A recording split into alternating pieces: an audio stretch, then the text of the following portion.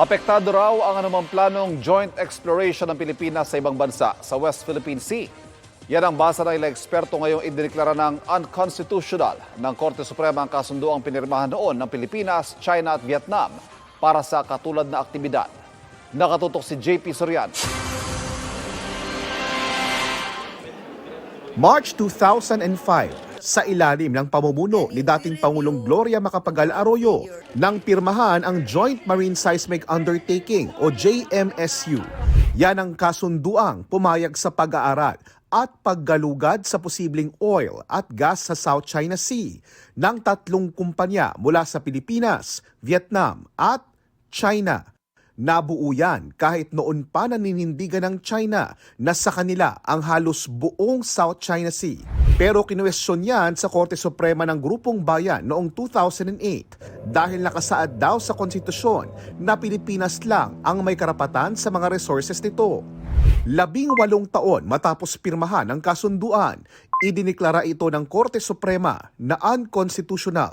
Pinayagan daw kasi nito ang mga dayuhang korporasyon na lumahok sa exploration nang hindi sinisiguro ang proteksyong nakasaad sa Section 2 Article 12 of the 1987 Constitution.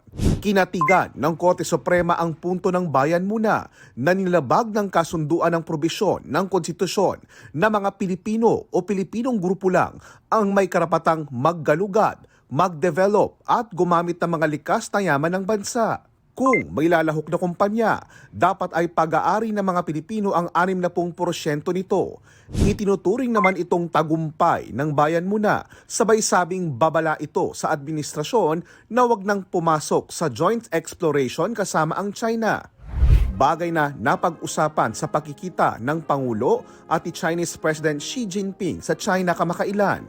Ngayong may desisyon na, luminaw na raw ang legalidad ng isang joint exploration kasama ng isang dayuhang kumpanya ayon kay dating Supreme Court Associate Justice Antonio Carpio.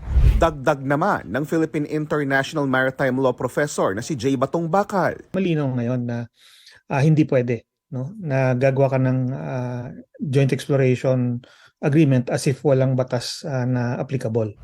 Nirerespeto raw ni Arroyo ang desisyon ng korte habang wala pang tugon ang China National Offshore Oil Corporation, Petro Vietnam at Philippine National Oil Company, mga kumpanyang nasa kasunduan, pati ang DOE, gayon din ang Chinese at Vietnam Embassy sa Pilipinas.